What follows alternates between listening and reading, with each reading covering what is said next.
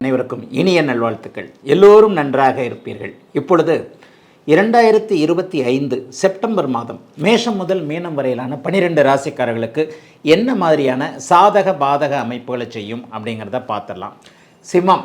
சிம்மராசிக்காரர்களுக்கு மாதத்தின முதல் பகுதி ஃபுல்லாக சூரியன் வலுவாக உங்களுடைய ராசியிலே இருக்கிறார். இது ஒரு யோக அமைப்பு. 11ஆம் இடத்துல சுக்கிரன் இருக்கிறார், அதுவும் யோக அமைப்பு. ஆனால் மாதத்தின் முதல் பகுதியில் அடிக்கடி பயணங்கள் இருக்கும். 12ல் சுக்கிரன் இருக்கிறார் இல்லையா, இந்த 12ல் இருக்கக்கூடிய சுக்கிரனின் மூலமாக அடிக்கடி பயணங்கள், செலவுகள், வீட்டுக்கு பொருள் வாங்கிறது. சிலருக்கு பார்த்திங்கன்னா அவங்கவுங்க வசதிக்கு ஏற்றார் போல் சிலருக்கு வீடே வாங்கிறது, வாகனம் வண்டி வாங்கிறது, பைக்கை விட்டுட்டு கார் வாங்கிறது, சிலருக்கு நல்ல லட்சக்கணக்கில் பட்ஜெட்டில் ஒரு வீடு கட்டுறது, வீடு வாங்கிறது என்பது போன்ற செலவுகள். தசாபக்தி அமைப்புகள் கொஞ்சம் டல்லாக இருக்கிறவங்களுக்கு வீட்டுக்கு டிவி வாங்கிறது. இந்த மாதிரியாக மாதத்தின் ஆரம்பத்தில் 12ஆம் இடத்தில் சுக்கிரன் இருப்பதால் வீடு சார்ந்த விஷயங்கள், மனைவி சார்ந்த விஷயங்கள், பெண் குழந்தை சார்ந்த விஷயங்களில் உங்களுக்கு செலவுகள் இருக்கும். ஐயா செலவு இருக்குன்னா காசுக்கு எங்கே போவேன், துட்டு வரணும் இல்லையா? பணமும் நல்ல விதமாக வருமானம் வரக்கூடிய அமைப்பு. அஷ்டமச்சனி இருக்கிறது என்பதை அப்படியே மறந்துடுங்க சிம்மராசிக்காரங்க. நீங்கள் என்ன உண்மையிலேயே பாதிக்கப்படலைன்றது தான் உண்மை. இப்போவே லேசாக எனக்கு அப்படி இப்படின்னு தெரியுதே அப்படின்னு சொல்லுவீங்க. ஆமாங்க, சனி 8ல் இருக்கிறதுக்கு ஒரு மரியாதை வேணாமா? கடகராசிக்காரரை மிதனராசிக்காரரை போய் கேட்டு பாருங்கள். அஷ்டமச்சனியில் ரோட்டில் தெரிஞ்சாங்க. ஆனால் அந்த மாதிரிலாம் சிம்மராசிக்காரங்க தெரிய மாட்டீங்க. வேதையின் காரணமாக 1.5 வருடம் அஷ்டமச்சனி செயலற்று போகிறது. ஆனாலும் நெகட்டிவ் ஒரு வைப்ரேஷன் இருக்கத்தான் செய்யும். அந்த நெகட்டிவ் வைப்ரேஷன்லேயே நீங்கள் அப்படியே கொஞ்சம் சமாளிச்சுக்கிட்டு போயிடுவீங்க.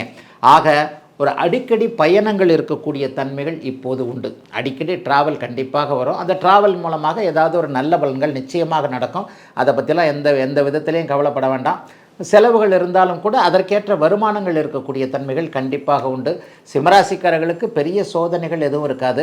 மாதத்தின் 15ஆம் தேதிக்கு பிறகு 3ஆம் இடத்திற்கு செவ்வாய் மாறுவது, குருவின் பார்வையில் இருப்பது. உங்களுடைய ராஜ யோகாதிபதி இல்லையா, அவங்க ரெண்டு பேரும் ராஜ யோகாதிபதி கிரகம். ராஜயோகத்தை தரக்கூடிய செவ்வாய் வலிமையான அமைப்பில் குருவின் பார்வையில் 3ஆம் இடத்தில் இருக்கிறனால 15ஆம் தேதிக்கு பிறகு முயற்சிகள் பலிக்கக்கூடிய தன்மை, நல்ல அறிமுகங்கள் கிடைக்கக்கூடிய ஒரு அமைப்பு, தெற்கு திசையிலிருந்து லாபங்கள் வரக்கூடிய தன்மை, மருத்துவம், விளையாட்டு, அதிகாரம், கட்டிடம், நெருப்பு, பூமி, இந்த ரியல் எஸ்டேட்டு, பில்டர்ஸ், இவங்க எல்லாருக்குமே 15ஆம் தேதிக்கு பிறகு ஒரு 45 நாள் ஆகா ஓஹோ காலகட்டம்.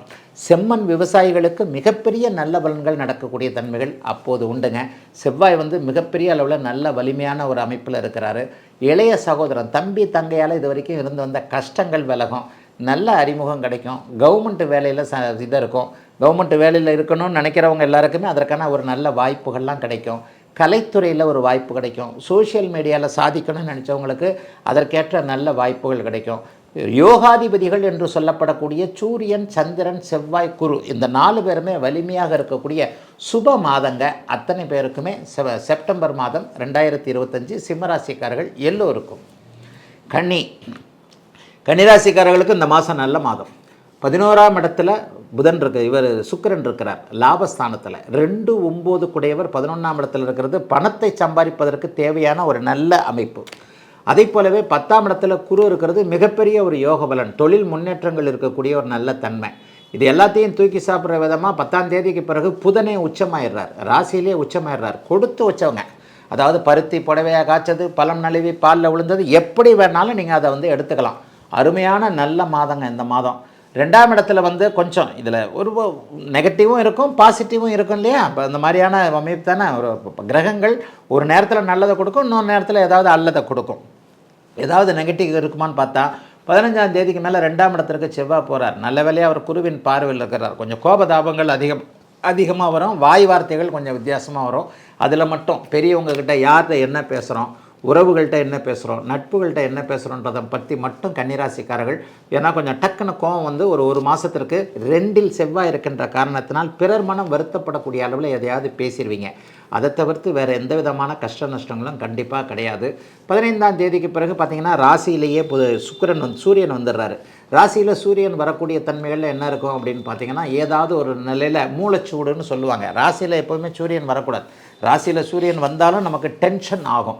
அந்த டென்ஷன் வாக்கின் மூலமாக, கோபத்தின் மூலமாக வெளிப்படக்கூடிய தன்மைகள் உண்டு. சிலருக்கு மட்டும் செலவுகள் அதிகமாக இருக்கும். கிழக்கு திசையிலிருந்து வரக்கூடிய தகவல்கள் நல்லாயிருக்கும்.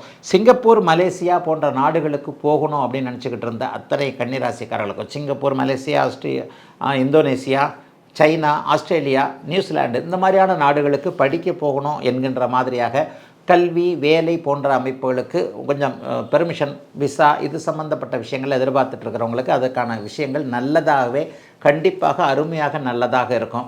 எல்லா நிலையிலையும் கன்னிராசிக்காரர்களுக்கு மாதத்தின் பிற்பகுதியிலிருந்து ராசிநாதன் உச்சம் என்கின்ற வலிமையான ஒரு நிலைமை அடைகிறதுனால எதிரிகளை சமாளிக்க முடியும். இதுவரைக்கும் எங்கே விஷயத்துலலாம் பயந்துக்கிட்டு இருந்தீங்களோ அந்தந்த பயப்படுற விஷயத்திலிருந்து அப்படியே டக்குன்னு வெளியே வரக்கூடிய தன்மைகள் இப்போது வந்துடுது. தைரியம் அதிகமாகும், புத்துணர்ச்சி நல்லாயிருக்கும், தொழில் முன்னேற்றம் நல்லாயிருக்கும். வேலையில் மாற்றம் இருந்தாலும் கவலைப்பட வேண்டாம், போன வேலையை விட நல்லா 2வது வேலை கிடைக்கும். சிலருக்கு கடன் வாங்கக்கூடிய சூழல் உண்டு. 6ஆம் இடத்தை குருவும் சுக்கிரனும் 2 பேரும் பார்க்குறாங்க. அப்போ நல்ல கடன் வாங்கக்கூடிய அமைப்புகள் உண்டு. அந்நிய இன மத மொழி பேசுகின்ற ஒருவரின் மூலமாக, அவர் நண்பராக இருக்கலாம், நம்முடைய இனத்துக்காரர் கிடையாது, நம்முடைய மொழி பேசுகிறவர் கிடையாது, நம்ம ஊருக்காரரே கிடையாது, அவர் மூலமாக கொஞ்சம் ஏதாவது ஒரு ஆதரவுகள், சில சப்போர்ட், ஃபினான்ஷியல் சப்போர்ட் போன்றவைகள் கண்டிப்பாக இருக்கும். ஆக கன்னிராசிக்காரர்களுக்கு 6ஆம் பாவகம் வலிமையாக இருக்கின்ற காரணத்தினால் எதுவும் நல்ல விதமாக சமாளிக்கக்கூடிய சிறப்பு நன்மைகள் ஏற்படக்கூடிய நல்ல மாதங்க இந்த மாதம். துலாம் ராசிக்காரர்களுக்கு ராசிநாதன் 10ஆம் இடம் 11ஆம் இடம்னு 2 இடத்துல இருக்கிறார். மாத ஆரம்பத்தில் 10ஆம் இடத்துல இருக்கிறார் சுக்கிரன். அதற்கப்புறம் 11ஆம் இடத்திற்கு வந்துடுறார். மிகப்பெரிய நல்ல மாற்றமாக ராசியிலேயே செவ்வாய் வந்து உட்காருவது அது ஒரு பெரிய அமைப்பு. ராசியில் வந்து செவ்வாய் உட்கார்ந்தா என்ன நடக்கும்? 7ஆம் அதிபதி ராசியில் வந்து உட்கார்றாரு, குருவின் பார்வையில் வந்து உட்கார்றாரு. கணவன் மனைவி பிரிந்து விடலாம் என்கின்ற எண்ணத்தில் இருந்தவர்கள், குடும்பத்தில் வந்து கணவன் மனைவி சண்டை சச்சரவுகள் எல்லாம் இருந்தவங்க, இவங்க எல்லாருக்கும் நல்ல சுமூகமான ஏற்றுக்கொள்ளக்கூடிய தீர்வுகள் வரக்கூடிய சுப மாதமாக இந்த மாதம் அமைங்க. காதலன் காதலி உறவுகள் கூட ரொம்ப சிறப்பாக இருக்கும். சிலருக்கு புதிய காதல் ஏற்படக்கூடிய தன்மை, ஏற்கனவே இருக்கக்கூடிய காதல் கல்யாணத்தில் முடியக்கூடிய அமைப்பு என அத்தனை துலாம் ராசிக்காரர்களுக்கும் வயதிற்கு ஏற்றாற் போல நன்மைகள் நடக்கக்கூடிய யோக மாதங்க இந்த மாதம். ராசிநாதனும் 8ஆம் அதிபதியுமான சுக்கிரன் இப்போது லாபத்தில் இருக்கிறார். 8ஆம் அதிபதி 11ஆம் இடத்துல இருந்தாலே உங்களுக்கு எதிர்பாராத அதிர்ஷ்டம் வருங்க. எதிர்பாராத அதிர்ஷ்டம் என்ன நடக்கும்? ஷேர் மார்க்கெட்டு போன்ற விஷயங்கள். அதுக்காக லாட்ரி டிக்கெட்டில் அடிக்குமான்னு கேட்காதீங்க. லாட்ரி டிக்கெட்டு எப்போது ஒருத்தருக்கு கோடியில் ஒருத்தருக்கு அடிக்கிறது. ஒருத்தருக்கு அடிக்கும்னு சொன்னால் 1 கோடி பேர் ஏமாறுவீங்க, 1,00,000 பேர் ஏமாறுவீங்க. அதனால தான் நான் லாட்ரி டிக்கெட்டை ராசி பலனில் சொல்கிறதில்ல. ஆனால் எதிர்பாராத அதிர்ஷ்டம் இந்த மாதத்தில் எல்லா துளாராசிக்காரர்களுக்கும் அவரவர்களுடைய ஜாதக வலுவிற்கேற்றாற் போல, பிறந்த ஜாதக தசாபுக்தி அமைப்புகளுக்கு ஏற்றாற் போல கண்டிப்பாக உண்டு. எதிர்பாராத அதிர்ஷ்டத்தை கொடுக்கக்கூடிய 8ஆம் அதிபதியான சுக்கிரன் இந்த மாதத்தின் பிற்பகுதியில் 11ஆம் இடத்தில் இருப்பதால் இதுவரைக்கும் யார் உதவி பண்ணுவாங்கன்னு நினைக்கலையோ அவங்கெல்லாம் உதவி பண்ணுவாங்க. இவங்கெல்லாம் நமக்கு எதிரி நினச்சவங்கெல்லாம் நண்பர்களாக உதவி செய்வாங்க. இந்த இடத்துலேருந்து பணம் வராதுன்னு நினச்சா அந்த இடத்துலேருந்து பணம் வரும். இந்த இடத்துல தான் நம்ம பணத்தை விட்டோம், இனிமேல் நமக்கு அது கைவிட்டு போச்சு, பணம் திருப்ப கிடைக்கும். பணம் திருப்ப கிடைப்பதற்கு உதவிகரமான ஆட்கள் எல்லாம் வரக்கூடிய தன்மைகளும் இப்போது உண்டு. ஆக துலாம் ராசிக்காரர்களுக்கு பண விஷயத்தில் சக்ஸஸ் இருக்கக்கூடிய ஒரு சுபமான மாதமாக இந்த மாதம் அமையும்.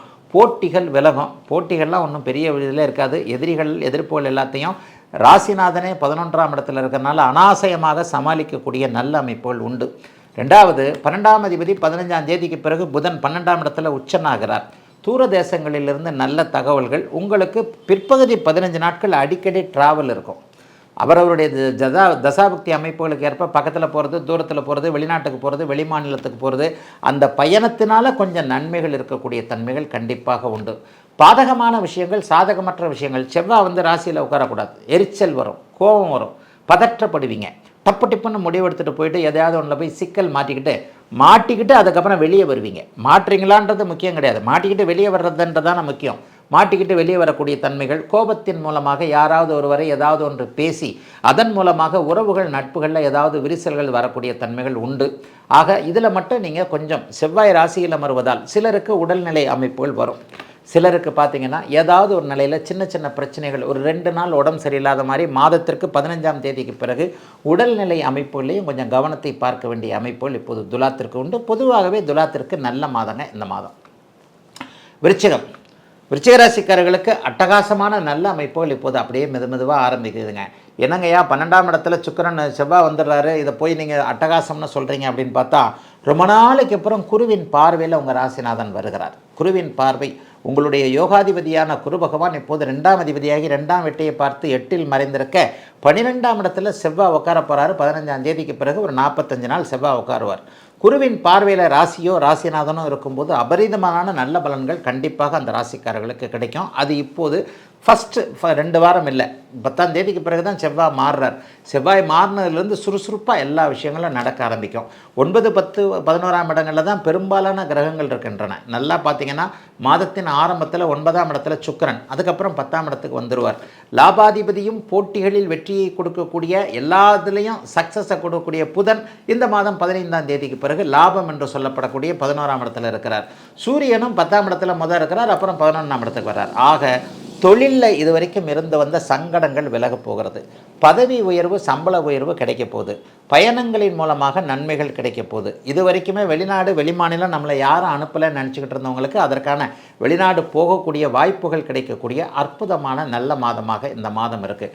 தாய்மாமன் வழியில் ஏதாவது நன்மைகள் கண்டிப்பாக நடக்கும். இது வரைக்குமே தாய்மாமனுக்கு எனக்கு ஆகாதுங்க, மாமா பொண்ணை காதலிக்கிறேன், மாமா பையனை காதலிக்கிறேன், ஆனால் பெருசுங்க ரொம்ப பெரிய அளவில் பிரச்சனை பண்ணிக்கிட்டு இருக்கு, கல்யாணத்தை நடத்த விடாமல், இந்த மாதிரியான விஷயங்கள் எல்லாம் நல்ல மனமாற்றங்கள் வரக்கூடிய தன்மைகள் இப்போது கண்டிப்பாக விருச்சிக ராசிக்கார இளைய பருவத்தினருக்கு வரக்கூடிய அமைப்புங்க. 8, 9, 10, 11 ராசி என்ற 12 ஆகிய அந்த 8ஆம் இடத்துலேருந்து 12ஆம் இடம் வரைக்கும் அப்படியே எல்லா கிரகங்களும் வரிசையாக இருப்பது என்பது ஒரு வகையில் நல்ல அமைப்பு தான். அம்மானால் ஏதாவது மன கஷ்டங்கள் கொஞ்சம் வரும் மாதத்தின் முற்பகுதியில். அதற்கு பிறகு 15ஆம் தேதிக்கு பிறகு 4ஆம் இடத்தை குருவும் சுக்கிரனும் 4ல் இருக்கக்கூடிய ராகுவை பார்க்கறதுனால முதல்ல சண்டை, அப்புறம் அம்மா சொல்கிறத கேட்டுட்டோம், அம்மா சொல்கிறத செஞ்சு கொடுத்துட்டோம் என்கின்ற மாதிரியாக தாய் முதல்ல நம்ம மேலே வருத்தப்பட்டாலும் கூட அதற்கு பிறகு அப்படியே அம்மாவை நம்ம வாயாலேயே வாழ்த்தி சொல்லக்கூடிய அமைப்புகளை கொண்டு வரக்கூடிய நிலைகள் இருக்குது. 5ல் சனி இருக்கிறதுன்றது ஏற்கனவே நான் சொல்லியிருக்கிறேன், மாதம் அதை சொல்லி போர் அடிக்க விரும்பலை. குழந்தைகளால் எக்ஸ்பெக்டேஷன் ஏதாவது கொஞ்சம் டல்லாக தான் இருக்கும். அவங்கவுங்க வயதிற்கு ஏற்றார் போல் குழந்தை பாக்கியத்திலிருந்து அல்லது வளர்ந்த குழந்தைகள் இப்படி செய்து அப்படி செய்து என்கின்ற மாதிரியாக சில பல விஷயத்தில் பிள்ளைகளை பற்றி கண்காணிக்கக்கூடிய அமைப்புகளும் இப்போது விருச்சிக ராசிக்காரர்களுக்கு 5ஆம் இடத்துல சனி இருக்கிறதுனால இருக்குது. 8ல் இருக்கக்கூடிய குரு என்ன இருந்தாலும் வருமானத்தை உங்களுக்கு குறைக்க விட மாட்டார். காசு கண்டிப்பாக இந்த மாதம் என்ன தேவையோ அது நிச்சயமாக வந்துடும், அதை பற்றி கவலைப்பட வேண்டாம். பொதுவாகவே பெரிய சங்கடங்களை தராத நல்ல மாதம் தாங்க இந்த மாதம்.